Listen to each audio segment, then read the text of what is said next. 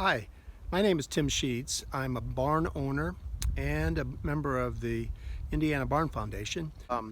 We own a 1911 English style gambrel roofed barn, and I'm going to try a little virtual tour here. So you can see in the background is our barn. I'm up near our house right now.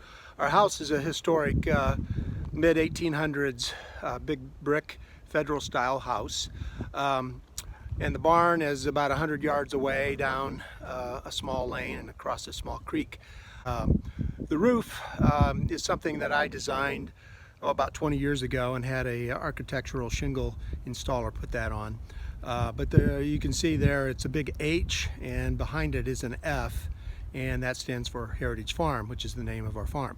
So I'm going to get a little bit closer and we'll talk a little bit more about the barn. Here you can get a little bit better look of the barn and the shingles.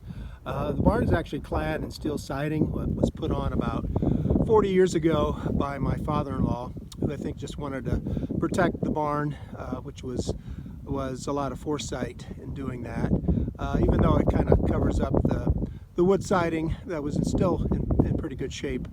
We use the barn today to house our alpacas. We've got about 50 alpacas on the farm, and it provides great housing for the alpacas. We also use the mow then for storage of hay. Our barn features this 4-foot high basement wall, which is made out of concrete blocks. Some of my research shows that this style of block came into fashion in the early 1900s, and a lot of these were actually poured and molded on site. And I believe that these were too, and I'll show you in a minute why I believe that. But these walls came into fashion to help protect the lower timbers of the barn from rot and from moisture. Because the wood is off the ground, it protects it from outside splashing of rain, and also on the inside from animal waste and manure piling up. So it keeps the wood up above it nice and dry. Here we get a look in the inside and a couple of our alpacas, but you can get a good view of the concrete blocks. And notice this surface would have been the part that was exposed above the mold, and because of the irregularities, you can see that these were probably molded on site. So this, like I said, goes all the right way around the perimeter of the barn. We got a couple postings up here on our wall. One, we were pleased to be a bicentennial barn back in 2018, so there's the sign for that. My wife was also in 4-H, so she had remnants of a sign that she had when she was in 4-H. Also appropriate, since we raise alpacas, we've got an alpaca license plate from looks like 2001. Another unique feature, as you can see, is the beams for the loft above were actually made of, most of them made of just rounded logs that were just cut, shimmed at the end or trimmed to make it fit, but they were just placed. Most of them still have bark on the logs. The lower section of the barn is made of hand-hewn timbers, pegged in place. And we believe that it was probably from a previous structure that may have been on the barn. And the reason that we believe that is you can see some remnants of some mortises that were cut into the beams, probably from its earlier life as another structure.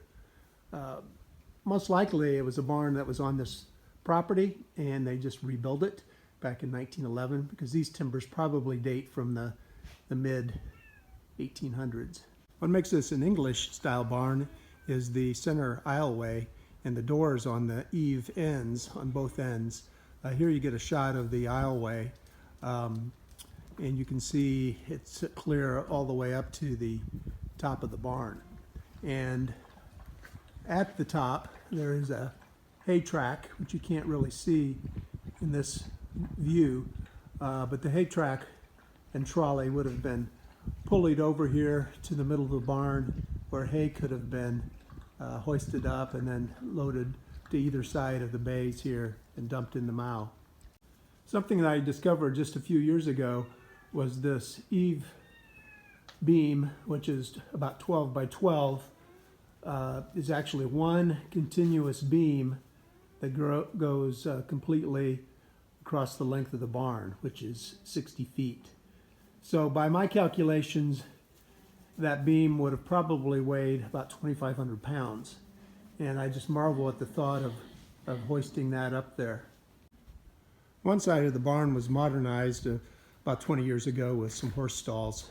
We still use those actually for the alpacas right now, but they do a pretty good job of penning everybody in.